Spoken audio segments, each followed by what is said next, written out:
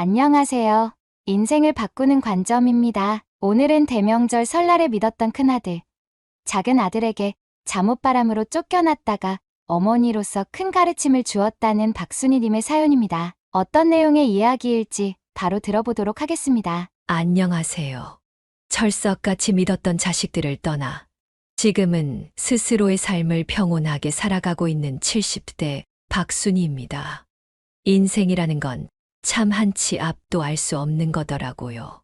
나와 정말 좋은 관계로 잘 지냈던 사람이 한순간에 등을 돌려버리는 경우도 있고, 믿고 살아온 자식들에게 배신을 당하는 경우도 있고, 오늘은 노년기에 접어들어서야 비로소 제 자신의 인생을 찾게 된 사연을 들려드리려고 합니다.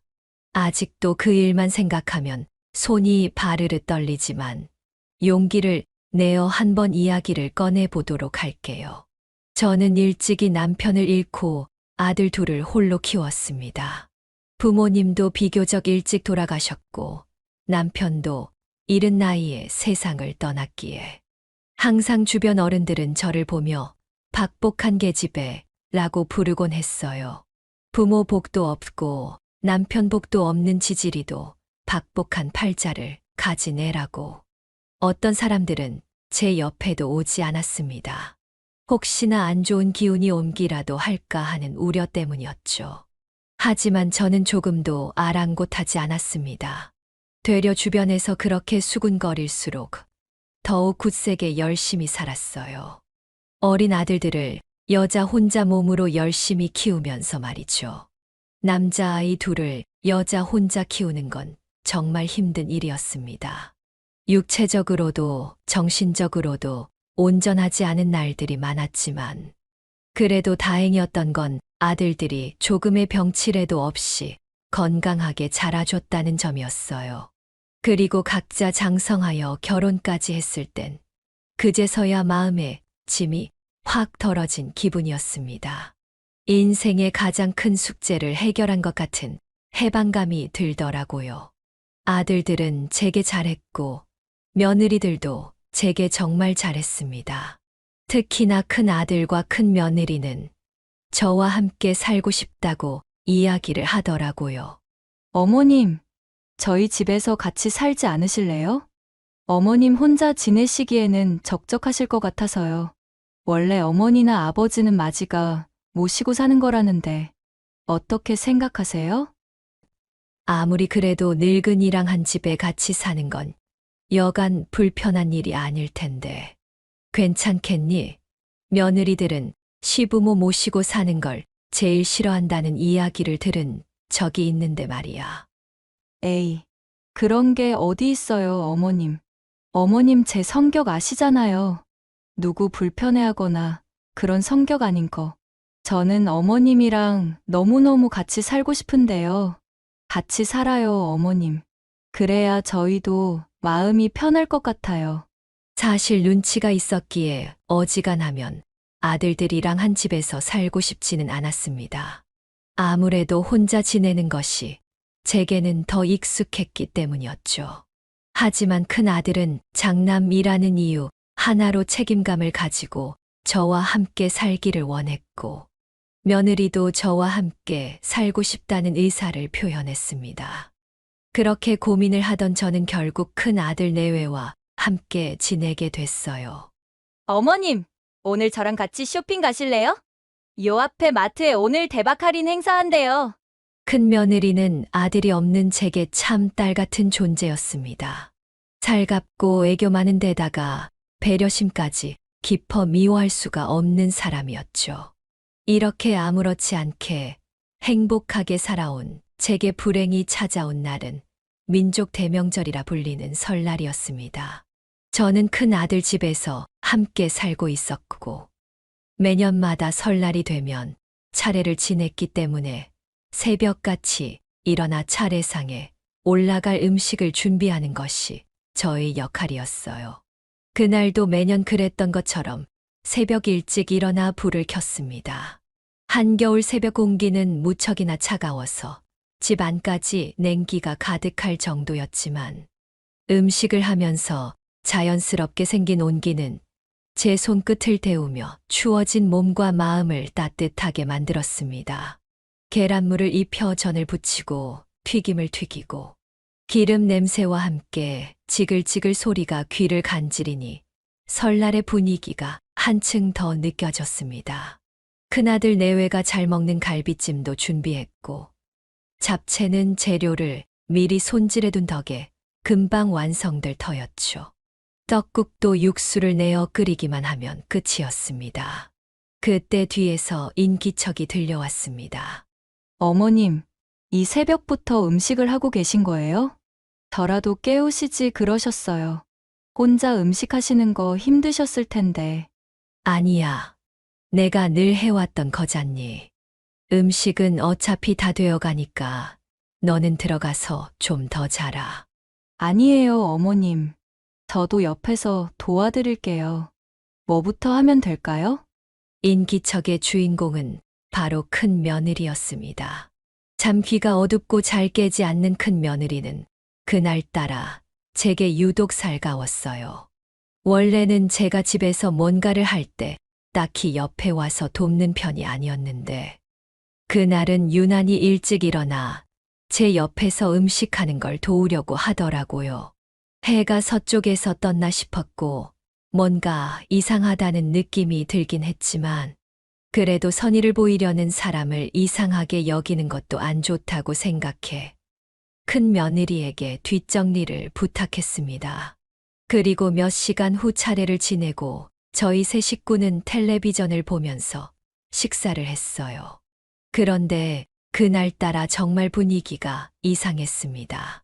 큰 며느리는 밥을 먹는 내내 뭔가 할 말이 있는 듯 저를 힐끗 쳐다봤고 큰 아들은 입을 꾹 다물고 묵묵히 밥만 먹었어요. 묘하게 이질감이 드는 분위기에 결국 참다 못한 저는 먼저 입을 열었습니다. 너희 둘, 오늘따라 왜 그래? 아가, 너 나한테 무슨 할 말 있니? 그리고 성범아, 너는 무슨 일 있는 거야? 밥 먹는데 한마디도 안 하고. 저 어머님, 드릴 말씀이 있어요. 그래. 뭔데? 말해봐라. 어머님 정말 죄송해요. 앞으로 저희 같이 사는 건 어려울 것 같아요. 큰 며느리의 말은 망치로 머리를 맞은 것처럼 충격적이었습니다. 그 말을 듣는 순간 저는 할 말을 잃고 말았어요. 너무 갑작스럽더라고요. 뭐라고? 그게 무슨 말이냐? 갑자기 같이 지내는 건 어려울 것 같다니. 무슨 일 있니? 어머님도 아시겠지만 요즘 세상 돌아가는 게 예전 같지 않잖아요.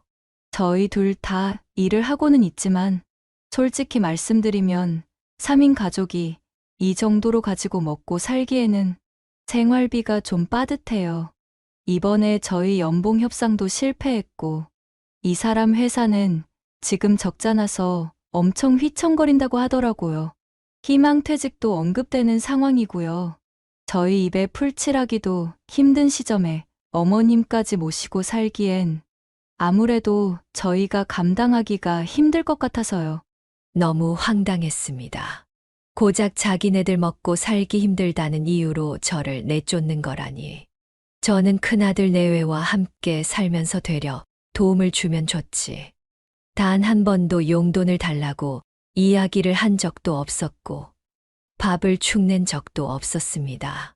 물론 다들 어렵게 사는 건 알고 있지만 아무리 그래도 그렇지 이렇게 통보식으로 말을 하는 것은 옳지 않은 거라 생각했어요. 너희 말대로라면 내가 이 집에서 애당초 짐이 된다고 생각한 거냐? 내가 너희한테 용돈 달라고 손 벌린 적 단 한 번이라도 있냐? 아니면 이거 사달라 저거 사달라 바라기를 했냐? 밥을 축내길 했냐? 아니면 살림을 못한다고 너를 들들 볶으면서 구박하기를 했냐? 너희 둘 다 맞벌이로 힘든 거 아니까 내가 집 청소도 다 해주고 밥도 다 해주고 했는데 너희가 힘들어서 날 데리고 살기 힘들 것 같으니 이 집에서 나가라고? 예, 이건 예의가 아니지. 어머님, 정말 죄송해요. 저희도 이런 말씀 드리고 싶지 않았어요. 그래도 상황이 상황이니만큼 이해를 좀 해주셨으면 좋겠어요. 지금 당장은 아니지만 머지않아 회사가 문을 닫게 된다거나 직장에서 해고를 당하게 된다면 저희 입장도 곤란해지니까. 맞아요. 이런 결정 내릴 수밖에 없었던 저희 입장도 좀 생각해 주세요, 어머니. 저희가 오죽 부담스러웠으면 이렇게까지 이야기를 하겠어요. 이렇게 이야기해야만 하는 저희 마음도 편치가 않아요. 너무 불편하다고요. 부담스럽다라는 큰 아들의 말은 제 가슴을 아프게 후벼 팠습니다. 오랜 시간 동안 큰 아들 내외와 함께 지내면서 불편함을 줬던 건 하나도 없다고 생각하는데 어떻게 제 어미를 부담스러운 존재라고 생각할 수가 있는지. 저는 아들과 며느리의 이야기를 듣고서는 머리가 백지장처럼 하얘졌고 한동안 아무 말도 할 수 없었습니다. 이 모든 상황이 꿈인지 현실인지 구분이 되지 않더군요. 한참 동안 입을 닫고 있었던 저는 겨우 입을 열었습니다. 그래, 알았다. 너희가 그렇게 부담스럽고 상황이 힘들다는데 짐덩어리린 내가 떠나줘야지. 언제까지 나가주면 되겠니? 이번 주, 다음 주 말만 해라. 언제든지 짐 싸서 나가줄 테니. 안방에 있는 어머님 짐 정리하시고 최대한 빨리 나가주셨으면 좋겠어요. 지낼 곳은 따로 알아보시는 게 나을 것 같아요. 어머님 친구분도 많으실 테니까. 아니면 도련님 집에서 잠깐 지내셔도 좋을 것 같고요. 아, 그래. 그게 좋겠네. 석현이네 집에 가서 지내세요, 어머니. 석현이는 가게 잘 되니깐 돈도 많이 벌고 어느 정도 여유도 있잖아요. 이왕 이렇게 된 거 시간 길게 끌 것 없이 오늘 바로 가시는 게 좋을 것 같아요. 제가 석현이한테는 전화 따로 해둘게요. 결국 그날 아침 저는 짐을 제대로 싸지도 옷을 제대로 갖춰 입지도 못한 채 잠옷바람으로 집을 떠나게 됐어요. 그렇게 정신없이 밖으로 나와 보니 겨울바람이 아주 매섭게 불고 있더군요. 휴대폰을 켜서 날씨를 보니 영하 10도를 웃도는 기온이더라고요. 영하 10도의 날씨는 뼛속까지 시리게 만들었습니다.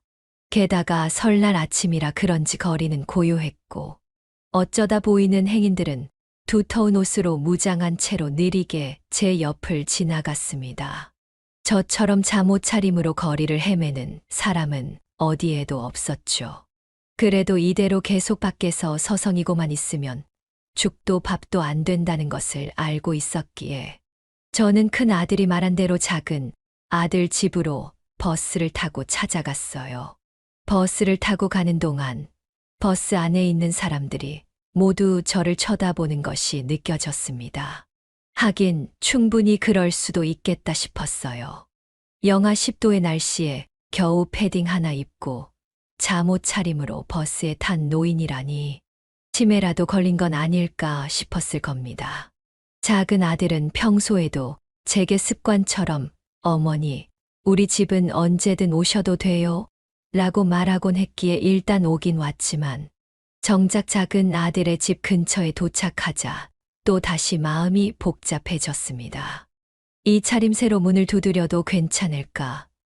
오늘은 설날인데 내가 괜히 민폐만 끼치는 건 아닐까? 하지만 영하 10도의 차갑고 시린 바람이 제 고민을 밀어냈고 저는 긴장을 가득 안고서 작은 아들 집으로 향했습니다. 누구세요? 석현아, 엄마다. 문 좀 열어다오. 얼마 지나지 않아 현관문이 열리고 그 안에서 작은 아들이 나왔습니다. 작은 아들은 현관문 앞에 서 있는 제 모습을 보고서는 말도 안 나온다는 황당한 표정으로 이렇게 묻더군요. 어머니, 오늘 영하 10도인데 이 추운 날씨에 이 차림으로 여기까지 오신 거예요? 성범이한테 전화 못 받았니? 너한테 따로 연락한다고 하길래 나는 어느 정도는 이야기 들었을 줄 알았는데 엄마 성범이네 집에서 나왔다. 사정이 좀 있어서. 네. 형네 집에서 나오셨다고요? 제 이야기를 들은 작은 아들의 표정은 순간 확 일그러졌습니다. 그 표정 안에는 여러 가지 감정들이 가득 담겨 있는 것 같았어요.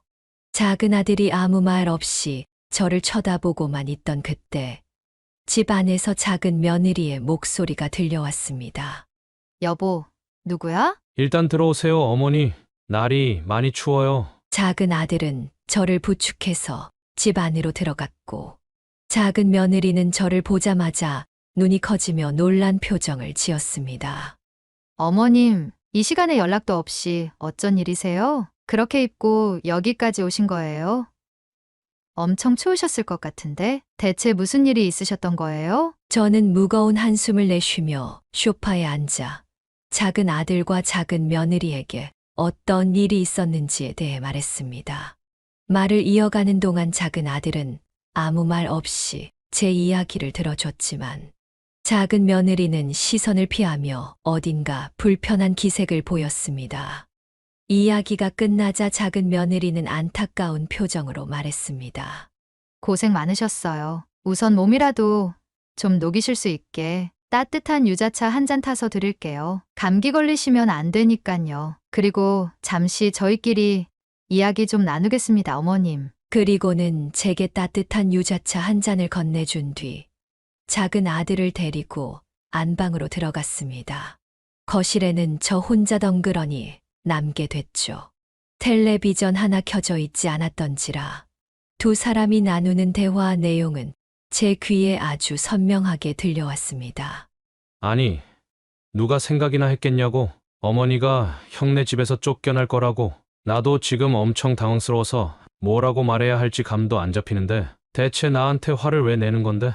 내가 어머니한테 우리 집으로 오라고 했어? 아님 내가 형한테 어머니 집에서 내쫓으라고 시켰어? 당신은 어머님이 좀 받아달라고 하면 받아줄 거 아니야? 우리 생각도 안 하고 그러니까 냅다 집 안으로 모시고 들어온 거겠지. 이렇게 하면 내가 받아줄 거라고 생각했을 테니까. 뭐가 그렇게 매사 부정적이야, 그게 아니라 노인네가 이 추운 엄동설 안에 목도리는커녕 겉옷도 제대로 못 입고 잠옷 차림으로 찾아온 게 안쓰러워서 집 안으로 들어오라고 한 거였어. 그럼 뭐 어머니가 그러고 왔는데 내가 저희 바쁘니까 문 닫을게요 하고 내쫓으리? 입장 바꿔서 생각해봐. 장모님이 그러고 찾아오셨음 당신 외면했을 수 있겠어? 왜 또 우리 엄마를 들먹거리는 건데? 지금 상황이 다르잖아. 아무튼 간에 어머님 우리 집으로 모실 생각하지 마. 당신 요즘 가게도 잘 안 된다며? 우리 먹고 살기에도 바빠. 그 대화를 말 없이 듣고 있으니 가슴 한켠이 욱신욱신 아려오더군요. 나는 큰 아들도 모자라 작은 아들에게까지 버림받은 거구나 하는 생각이 절로 들었습니다. 그리고 얼마 지나지 않아 작은 아들은 미안한 표정으로 방에서 나와서는 제게 이렇게 말했습니다. 어머니, 죄송해요. 많이 기다리셨죠? 응, 아니다. 괜찮아. 그 어머니 정말 죄송합니다. 저도 마음 같아서는 어머니 모시고 살고 싶은 마음이 굴뚝 같은데 지금 상황도 상황이고 애들 학원비에 대출금에 나갈 돈이 너무 많다 보니까 어머니를 모시고 살기에는 저도 힘들 것 같아요. 죄송해요. 누가 나 데리고 살아달라고 부탁이나 했니? 그럴 생각 없다. 대신 며칠만 집에 좀 있을 수는 없겠니? 나도 갈 곳을 좀 알아봐야 해서. 아무 준비도 안 된 상태에서 쫓겨나는 바람에 더도 말고 덜도 말고 딱 며칠이면 된다. 그 시간까지는 쥐 죽은 듯 집에서 조용히 방해되지 않게 지낼게.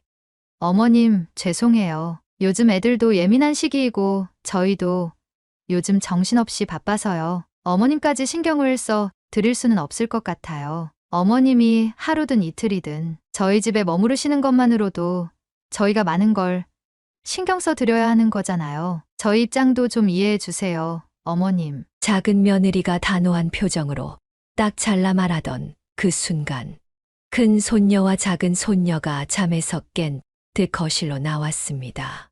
거의 2년 만에 만나는 손녀들이었기에 저는 반가운 마음에 손녀들에게 두 팔을 뻗어 다가갔어요.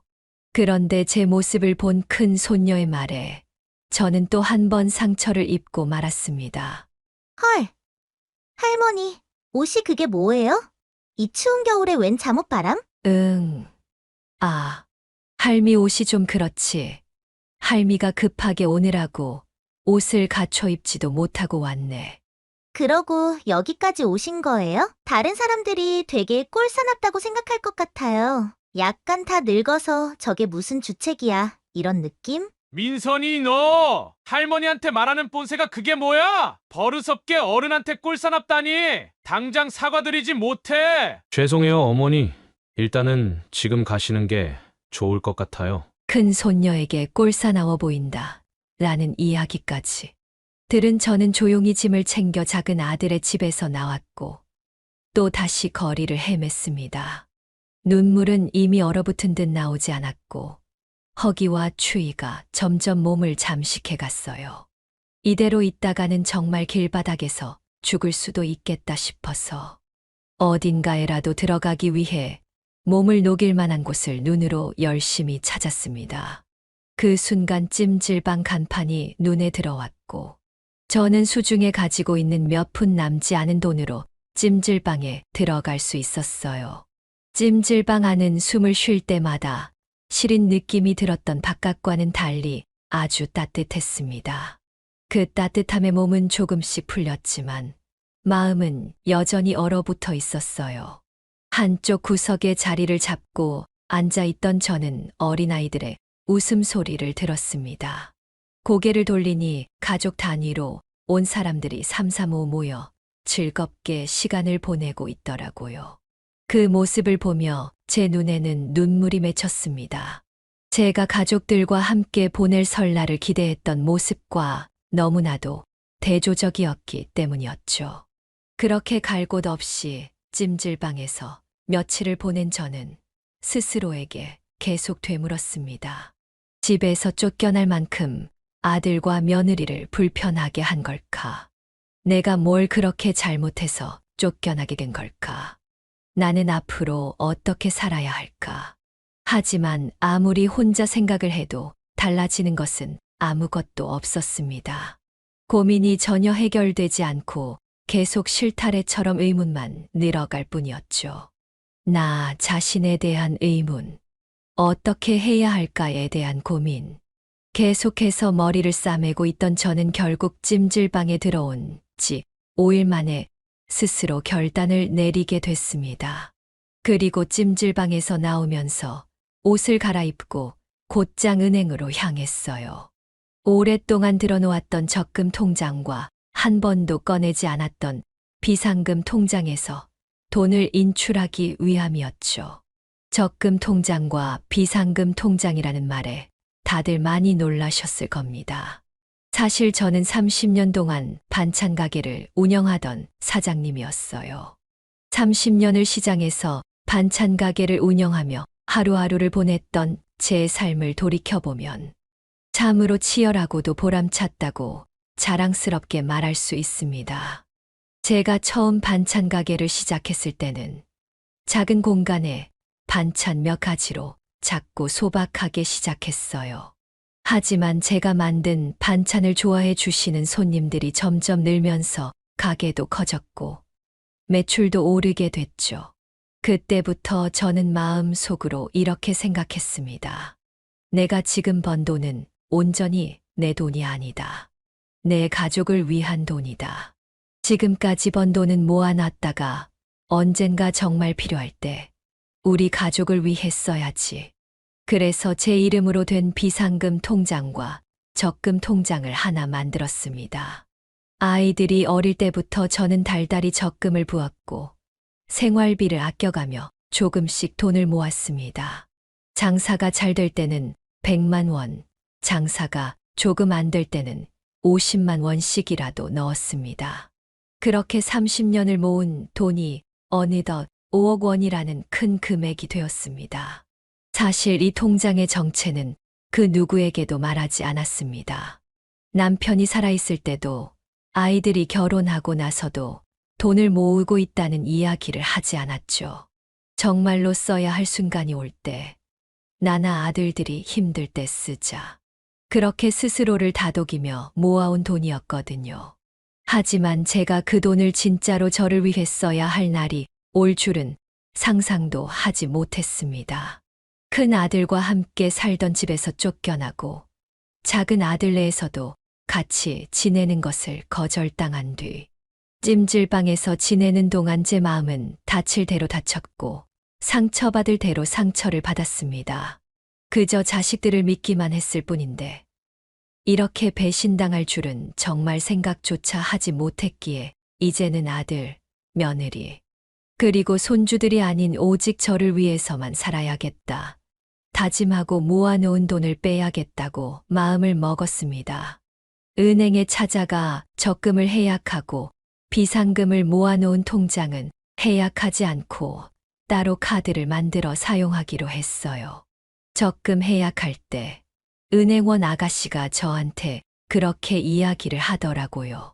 어르신 분들 중에서 이렇게 꾸준히 적금 들고 돈 모으시는 분들은 거의 없는데 고객님께서는 정말 대단하신 것 같아요. 장기간 저희 은행이랑 거래해 주셔서 감사합니다. 감사하긴요.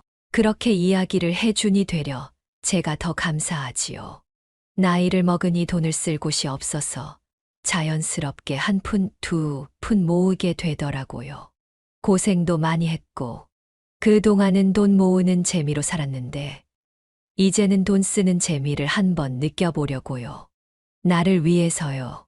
정말 멋있으시네요. 나를 위해서 돈 쓰는 재미를 느끼겠다니. 맞아요. 다른 사람을 위해 돈을 쓰는 게 아니라 나 자신한테 내 돈을 투자하는 게 제일 보람차고 재밌더라고요. 그 즐거움을 꼭 느껴보시기를 바래요. 은행원 아가씨는 마지막까지 웃으면서 제게 인사를 건넸고 저도 아가씨에게 가볍게 인사를 한 후 은행을 나섰습니다.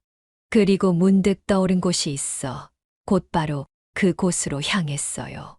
제가 몇 년 전 혹시라도 있을지 모를 만약의 사태를 대비해 작은 집을 하나 계약했었거든요. 그 방은 제가 모아둔 비상금 중 일부로 보증금을 내고 마련한 곳이었습니다. 자식들에게 말하지 않고 조용히 언젠가 내가 늙고 병들게 되면 아들들에게 짐이 되지 않기 위해 준비한 방이었는데 이런 이유로 가게 되다니 참 아이러니하다는 생각도 하게 됐어요. 짐이라곤 큰 아들네에서 쫓겨날 때 들고 나온 작은 가방뿐이었기에 발걸음이 제법 가볍게 느껴졌습니다. 문을 열고 들어간 집은 생각보다 아늑했어요. 비록 조금은 오래된 건물이었지만 저 혼자 생활을 할 수 있는 공간이 생겼다는 것만으로도 마음이 한결 편안해지더라고요. 이런 일이 있을 줄 모르고 마련한 집이지만 그래도 참 좋네. 아늑하고 미리 구해놓기를 참 잘한 것 같아. 저는 방 한 구석에 앉아서 은행에서 받아온 통장과 적금 증서를 꺼내 들었습니다. 제가 여태까지 모은 돈이 제 손에 있다는 사실이 처음엔 실감이 나지 않았어요. 하지만 이제는 정말 온전히 나를 위해 살아야겠다는 생각이 드는 순간 가슴이 두근거리기도 했습니다. 이 돈 그냥 두면 뭐 하겠어. 저승길에 노잣돈으로 가지고 갈 것도 아닌데. 이제부터는 온전히 나를 위해 쓰는 거야. 내 자식도 다른 가족도 남도 아닌 오직 고생하면서 살아온 나를 위해서. 모든 것들을 차근차근 정리한 저는 다음 날 몇 년간 좋은 관계로 잘 지냈던 변호사님을 찾아갔습니다. 예전 반찬 가게를 정리할 때 조금 문제가 있었는데 그 문제를 깔끔하게 해결해 주신 고마운 분이었지요. 변호사님은 오랜만에 만나는 저를 반가워하면서도 한편으로는 어떤 일로 찾아오게 됐는지 궁금해하는 눈치였어요. 그래서 저는 설날 동안 있었던 모든 일들을 털어놓았습니다. 원래는 큰 아들 집에서 아들, 며느리 이렇게 살고 있었는데 설 당일날 나한테 이런 말을 하더라고요. 둘이 맞벌이해서 먹고 살기가 힘들다. 둘이 입에 풀 칠하는 것도 힘든데 나까지 데리고 살면 부담이라고. 그러니까 집을 나가줬으면 좋겠다고 이야기를 하는데 내가 기가 막혀서 말이 안 나오더군요. 다른 사람도 아니고 큰 아들이랑 큰 며느리가 그렇게 이야기를 하니 할머니, 작은 아드님도 계신다고 하지 않으셨어요? 작은 아들네로 가시지 그러셨어요. 어쩔 수 없이 작은 아들네로 가기는 했는데 거기는 또 며느리가 나랑 같이 살고 싶어 하지 않더라고. 나랑 같이 살부대끼면서 살고 싶지 않다는데 나 좀 데리고 살아달라고 애걸복걸 하기도 싫고 그래서 그래서 말인데 혹시 정말 우리 큰 아들네 회사랑 큰 며느리 회사가 어려운지 그리고 우리 작은 아들이 운영하고 있는 가게가 장사가 잘 안 되는지 알아봐 줄 수 있어요? 만약 이게 거짓말이라면 나도 그에 따른 조치를 취해야 하니까. 그럼요. 당연하죠. 저희는 불가능한 일 없다는 거 잘 알고 계시잖아요. 지금 바로 알아봐 드리겠습니다. 변호사님은 두 팔을 걷어붙이고 저를 도와주려 하셨습니다. 가족보다 든든하게 느껴지는 남이라니. 조금은 웃기기도 했지만 그래도 내 옆에서 날 이렇게 적극적으로 도와주는 사람이 있다는 것에 감사함을 느낄 수 있었어요. 며칠 후 알게 된 사실은 큰 아들 내외의 회사는 정상적으로 운영이 되고 있는 회사였고 경영난에 시달리거나 직원들에게 희망퇴직을 권유할 정도로 힘든 상황은 아닌 것으로 밝혀졌습니다. 그리고 작은 아들의 가게는 월 매출이 1억 가까이 달성될 정도로 장사가 잘 되고 있다고 하더라고요. 결국 큰 아들도 작은 아들도 제게 할 이유가 없는 거짓말을 친 것이었습니다. 변호사님은 마치 제 일인 양 저를 대신해서 불같이 화를 내주셨어요. 아니, 그냥 모시기 싫었으면 모시기 싫다고 이야기를 하던가 하면 될 것이지. 뭐하러 낳아주신 어머니한테 그런 식으로 거짓말까지 치는지 모르겠네요. 괜찮으세요? 제가 다 화가 나네요, 정말. 어휴. 그냥 제가 찾아가서 다 뒤집어 엎어버릴까요? 말씀만 해주세요. 아니요. 감정적으로 나갔다가는 되려 일이 다 틀어질 수 있어요. 제가 계획하고 있는 게 있는데 지금부터 저를 좀 도와주실 수 있을까요? 변호사님? 아, 당연하죠. 모든 말씀만 해주세요. 어떤 일이든 제가 직접 나서서 다 도와드릴게요. 큰 아들과 작은 아들이 제게 거짓말을 했다는 걸 알게 된 이상, 이 상황을 눈뜨고 가만히 지켜보고만 있을 수는 없었습니다. 이걸 이대로 유야무야 넘어가게 된다면 저는 바보가 되어버리는 것이었으니까요. 그렇게 설날 당일로부터 일주일 정도가 지났을 즈음 큰 아들에게서 전화 한 통이 걸려왔습니다. 어머니, 저예요. 왜 전화나 문자 한 통 없으세요? 걱정되게. 걱정은 무슨 걱정. 너희들이 나가라고 등 떠밀어 놓고서 걱정된다는 소리가 나오니? 아이, 우리 어머니 마음 많이 상하셨네. 생각해보니까 저희가 크게 잘못한 것 같아서요. 아무리 상황이 어렵다고 하더라도 어머니를 그렇게 집에서 내보내는 결정을 하는 게 아니었는데 지금 어디서 지내고 계세요? 친구 집에서 지내고 계세요? 계신 곳 말씀해 주시면 저희가 모시러 갈게요. 지금 석현이도 같이 있어요. 그래, 마침 잘 됐네. 나도 너희한테 따로 할 이야기가 있었는데 둘이 같이 들어라. 네, 무슨 말씀이신데요, 어머니? 난 이제부터 요양원에 들어가서 살 거야. 그 누구의 눈치도 보지 않고 나 혼자 마음 편히 노후 즐기다가 눈 감으련다. 무슨 말씀을 하시는 거예요? 어머니, 요양원에 들어가신다니요. 이렇게 자식들이 멀쩡히 둘이나 있는데. 내가 가려는 요양원은 그냥 단순한 요양원이 아니야. 경기도 안에서 몇 없는 최고급 프리미엄 요양원이야. 너나 석현이 집하고는 비교할 수 없을 정도로 시설도 좋고 거기 계시는 선생님들도 다 친절하시고 아무튼 그렇게 지내는 게 좋을 것 같아서 결정을 내렸으니 그렇게 알고 있으면 될 것 같구나. 어머니, 그러지 마시고 우선은 저희랑 만나서 이야기하세요. 이런 중요한 사안은 자식들하고 이야기도 하고 그러셔야죠. 어떻게 어머니 혼자서 결정하셔요? 내가 설날에 그렇게 되고 나서 사는 동안 너희한테 너무 의지를 많이 한 건 아닌가 싶은 생각이 들더라고.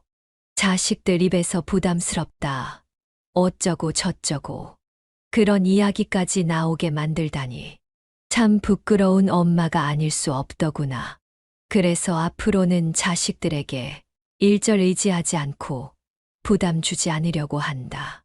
그게 나도 속 편한 일이고 너희가 바라던 일이지 않겠니? 그리고 나는 잘 지내고 있으니까 데리러 올 필요도 없어. 이만 끊으마. 잠깐만요, 어머니.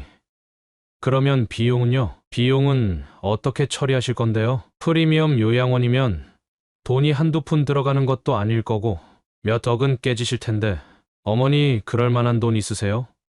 없으시잖아요. 괜한 아집 부리지 마시고 그냥 집으로 돌아오세요. 형이 잘못했다고 다시 모시고 산다고 말하잖아요. 네. 별안간 금액 이야기를 들먹이는 작은 아들의 말을 들은 저는 콧방귀를 한 번 뀌어주면서 전화를 끊어버렸습니다. 매몰차게 내쫓아 버릴 땐 언제고 이제 와서 다시 같이 살자니. 너무 웃긴 상황이라고 생각했고 아들들의 말에 대꾸를 할 가치도 없다고 생각했습니다. 그렇게 저는 전화를 끊고 서서히 복수를 준비하기 시작했어요. 낳아주고 길러준 엄마를 되도 않는 이유로 집에서 내쫓고 거짓말로 기만한 죗값을 치르게 하기 위한 만반의 준비를 말이죠. 그리고 정확히 일주일 후 저와 변호사님은 큰 아들의 집과 작은 아들의 가게를 순차적으로 찾아갔어요. 주말 아침에 찾아갔더니 큰 아들과 큰 며느리는 눈을 휘둥그렇게 뜨고 저와 변호사님을 번갈아 바라보며 당황스러워 하더군요. 그 모습을 본 변호사님은 큰 아들을 향해 이렇게 말했습니다. 안녕하세요. 정성범 씨 맞으시죠? 네, 맞는데요. 여기서 거주한 지 얼마나 되셨죠? 20년 좀 넘었습니다. 왜 그러시는지. 전세로 들어오셨고 어머니이신 박순희님께서 마련해 주신 집인 것으로 알고 있습니다. 전세 보증금을 어머니께서 전부 다 내주셨고 정성범 씨는 그해 다달이 공과금 정도의 금액만 내고 있었던 것으로 알고 있는데 이 사실도 맞는 사실이죠? 네, 그렇습니다만 왜 자꾸 그런 걸 물어보시죠? 무슨 자격으로 저한테 그런 걸 물으십니까? 어머니, 이분은 대체 누구예요? 누구긴 누구야. 내 법정 대리인이지. 내가 지정한 법정 대리인이니 너한테도 이런 걸 물을 수 있는 거 아니겠니? 앞으로 한 달 뒤 전셋집 주인이 변경될 예정입니다. 해당 사실을 고지하러 방문했으며 빠른 시일 내로 이사를 가시는 것을 권해드립니다. 지금 정성범 씨 집 전세금이 대폭 상승할 예정이거든요. 네. 아니, 잠깐만요. 갑자기 무슨 주인이 바뀌어요? 저희는 처음 듣는 이야기인데, 그리고 전세금은 왜 오르는 건데요? 전셋집은 별도로 집주인이 있다는 거 알고 있지. 기존 집주인이 내 지인이었는데 이번에 건물 한 채를 크게 매입했다네. 그래서 여기는 다른 사람한테 명의를 양도했대. 그런데 그 양도를 받은 사람이 전세금을 대폭 올려받는다지 뭐니? 마침 올해 너희 전세 계약 만기잖아. 전세금 올리는 거 버티고 지낼 수 있으면 지내는 거고 아니면 이사를 가는 거고. 그건 너희 결정이니 알아서들 하도록 해라. 아니, 어머님, 예고도 없이 이렇게 통보를 하시면 어떡해요? 적어도 저희한테 시간은 주셔야죠. 그래야 저희도 집을 알아보고 자금도 마련하고 할 거 아니에요? 너희는 나한테 아무런 언질도 없이 당일날 집 나가라고 내쫓았으면서 나는 누구 좋으라고 미리 통보를 해줘야 하는 거니. 일말의 양심이라는 게 조금이라도 남아있다면 나한테 그런 이야기를 할 수가 없을 텐데. 아가, 네가 네 입으로 말해봐라. 네 행동은 정당한 행동이고 지금 내 행동은 부당한 행동이다. 이 말이니 지금? 아니요, 그게 아니라 큰 아들 내외가 사는 집. 저와 함께 살았던 그 집은 사실 큰 아들의 결혼 선물로 제가 마련해 준 신혼집이었습니다. 그 집에서 어쩌다 제가 함께 살게 된 것이었고 마침 집주인이 저와 친하게 지내던 지인이었기에 전세금도 다른 집보다는 훨씬 저렴하게 들어올 수 있었죠. 만기가 넘었음에도 불구하고 집을 비워주지 않아도 됐고, 전세금도 처음 들어왔을 때랑 지금이랑 같은 금액으로 계약을 하고 있었습니다. 하지만 이미 큰 아들과의 관계는 틀어질 대로 틀어졌거니와 마침 집주인이었던 지인도 다른 곳에 건물을 매입하여 건물 주인이 바뀔 예정이라며 제게 소개를 시켜주더군요. 저는 건물새 주인분을 보고서 이렇게 말했습니다. 사장님, 전세금은 대폭 올려받으시는 게 좋을 겁니다. 20년 동안 저렴한 전세금으로 살아왔으니 이제는 제대로 폭탄 맛을 좀 봐야죠. 시세보다 훨씬 더 비싸게 받아주세요. 다들 아시겠지만 전세금을 감당하지 못해서 이사를 가는 사람들도 많잖아요. 그동안 제 덕분에 편하게 살아왔으니 이제는 그 혜택을 누리지 못한다는 걸, 그리고 다들 이렇게 힘들게 산다는 걸 큰 아들에게 제대로 보여주고 싶었습니다.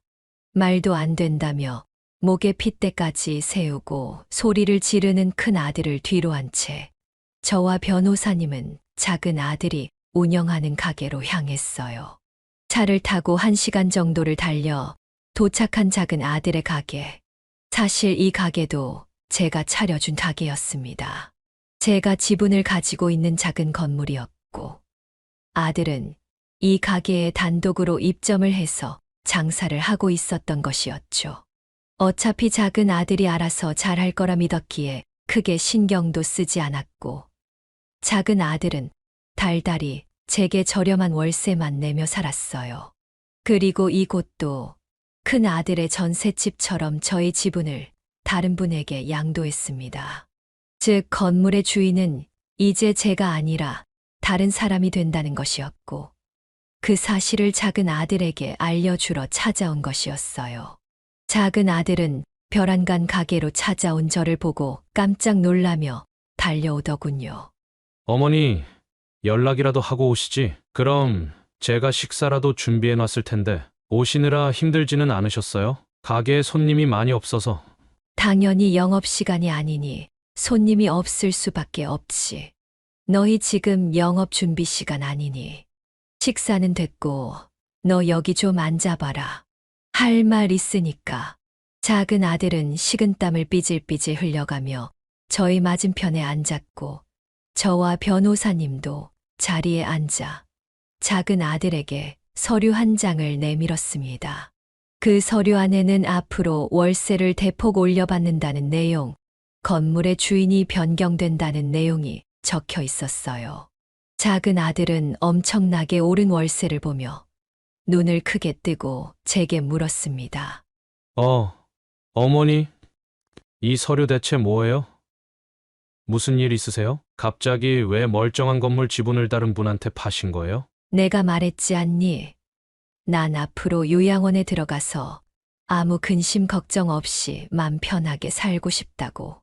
편하게 살려면 내가 가진 것들부터 정리해야 하는 거 아니겠어. 새로 건물 양도받으시는 분은 원칙을 철저하게 지키시는 분이니 월세를 깎아달라느니, 조금 늦게 드리겠다느니, 그런 소리는 씨알도 안 먹힐 거다. 그럼 그냥 건물 지분을 가지고 계시기만 해도 되는 거잖아요. 굳이 뭐하러 다른 분께 가게를 파세요? 지금이라도 마음이 바뀌었다고 못 팔겠다고 말하세요. 그쪽에다가 만약 정 관리하기 힘드시다고 하면 차라리 제 이름으로 명의를 넘겨주셔도 되고요. 아직도 상황 파악이 안 되니 내가 너를 뭘 믿고 건물 명의를 넘겨줘. 너한테 넘겨줄 바에야 차라리 생판 모르는 남한테 넘겨주는 게 훨씬 마음 편하고 좋지. 그리고 내가 건물을 팔겠다는데 그것도 네 허락을 맡아야 하는 거냐? 내가 내 건물도 마음대로 못 팔고 아들 눈치를 봐야 하는 거야. 그건 아니지만 아무리 그래도 이건 아니죠. 장사가 그렇게 잘 되는 편도 아닌데. 이 정도 월세를 어떻게 내면서 살아요, 어머니? 설날 일 때문에 서운해서 그러시는 거라면 제가 몇 번, 아니 몇백 번이라도 무릎 꿇고 사죄 드리겠습니다. 어머니 분이 풀릴 때까지 욕을 하고 때리셔도 돼요. 그러니까 이분한테 건물 양도하지 마세요, 어머니. 저 이러다가 파산할 수도 있어요. 이건 정말 아니잖아요. 네. 아니, 내 사과 같은 건 받고 싶지도 않다. 그리고 장사가 안 된다고. 내가 그동안 네가 알아서 잘하겠지 하고 신경을 안 쓰고 있었는데 사람을 속여 먹으려면 좀 그럴듯하게 속이던지.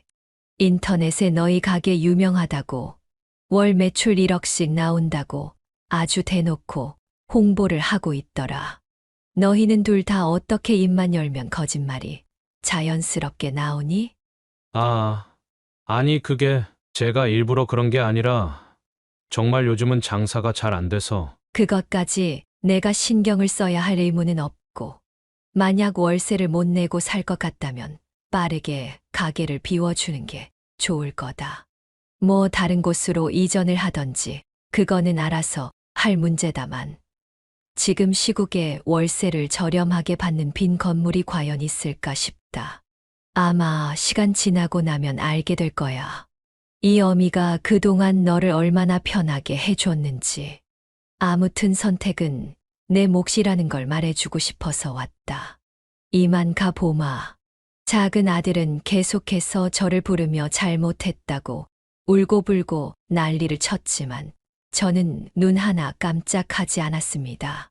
잘못했다고 해서 받아주게 되면 결국에는 똑같은 일이 일어날 것이 뻔했고, 무엇보다 저를 기만한 아들들이 괘씸해서 도저히 용서를 할 수가 없었습니다. 그래서 저는 지나온 세월들을 뒤로한 채 아들들과 평생 연을 끊고 살기로 마음을 먹었어요. 변호사님은 집으로 돌아가는 길에 제게 이렇게 물었습니다. 어머님, 이제 마음 좀 편안하세요? 솔직히 말하면 편안한지는 잘 모르겠어요. 그래도 잘했다 싶어요. 만약 내가 이렇게 독하게 마음을 먹지 않았다면 큰 아들, 작은 아들, 그리고 우리 며느리들까지 모두 다 나를 만만한 놓친내라고 얕봤을 테니까요. 진작에 이렇게 했어야 했는데 제가 너무 물러터진 사람이었어요. 진작에 이렇게 단호하게 행동을 해볼 걸. 지난 날에 대해 후회도 되고 기분도 참 싱숭생숭하고 그러네요. 물러터졌다니요. 전혀 그렇지 않아요. 어머님 잘못이 아니라 어머님을 속이고 집에서 내쫓고 받아주지 않은 큰 아드님 내외랑 작은 아드님 내외가 잘못한 거죠. 어머님은 엄연히 거짓말에 피해를 입으신 거니까 그렇게 생각 안 하셨으면 좋겠어요. 앞으로 어떻게 지내실 거예요? 내가 말했던 것처럼 이제는 요양원에 들어가서 마음 편하게 살려고요. 근처에 알아봐 놓은 곳이 있거든요. 프리미엄 요양원이라고 해서 우리가 아는 그런 요양원 말고 호텔식으로 되어 있는 요양원이 있대요. 거기서 생활을 하려고 신청을 해 놓은 상태고요. 그동안 고생만 하고 살았으니 이제는 오직 나 하나만을 위해서 살아가 보려고요. 남은 인생은 그렇게 길지 않을 테니까. 아무튼 저를 도와줘서 정말 고마워요, 변호사님. 에이, 뭐려. 저는 그저 해야 할 일은 한 것일 뿐인걸요. 아무튼 이번 일이 제대로 마무리가 되어서 다행이에요. 어머님, 속도 확 풀리신 것 같고요. 나중에 진짜로 가게를 빼는지 계속 운영을 하는지, 그리고 큰 아드님은 이사를 갔는지 한번 살펴보러 오세요. 저는 고개를 끄덕이며 창밖으로 지나가는 풍경들을 바라보면서 생각에 깊이 잠겼습니다. 그래도 10달 동안 내가 품어서 내 배 아파 낳은 자식들인데 너무 단호하게 행동을 한 건 아닐까? 내가 정말 잘한 게 맞을까? 이런 생각이 순간 들었지만 다시금 마음을 다잡았습니다. 나는 절대로 잘못한 것이 아니라고.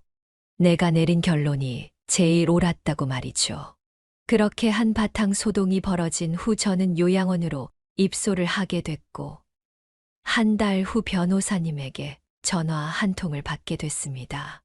어머님, 잘 지내고 계시죠? 다름이 아니라 큰 아드님이랑 작은 아드님 소식 들으셨나 해서요. 아마도 못 들으셨을 것 같은데 좋은 소식은 아니지만 말씀해 드릴까요? 아이고, 그러고 보니 벌써 한 달이라는 시간이 흘렀네요. 어떻게 됐는데요?